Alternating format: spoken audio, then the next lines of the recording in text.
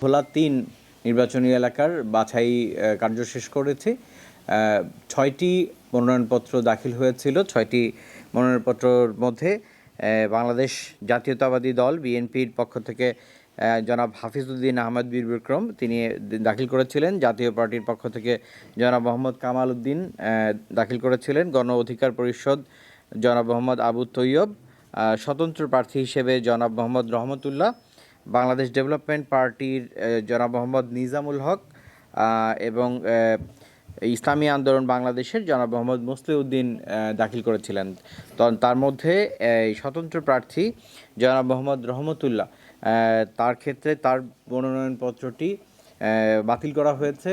কারণ হচ্ছে যে সমর্থন সূচক 1% ভোটারের যে সমর্থন সূচক যে তালিকা, সেই তালিকার মধ্যে থেকে বাংলাদেশ নির্বাচন কমিশন কর্তৃক দৈব চয়নের মাধ্যমে নির্বাচিত যে 10টি সিরিয়াল, যে ভোটারের যে সিরিয়াল ছিল সেটিকে তদন্ত করা হয়েছে এবং এই তদন্তে 10 জনের মধ্যে 8 জনকে সঠিক পাওয়া যায়নি, অর্থাৎ তারা সেখানে স্বাক্ষর করেননি বলে তদন্তকারী কর্মকর্তাদের কাছে বলেছেন। এই তদন্ত রিপোর্টের উপরে ভিত্তি করে এই আবেদনটি, এই মনোনয়নপত্রটি বাতিল করা হয়েছে। আর এছাড়া বাকি যে 5টি মনোনয়নপত্র, সেটি বাকি কাগজপত্র ঠিক থাকায় সেগুলোকে গ্রহণ করা হয়েছে। ধন্যবাদ সকলকে।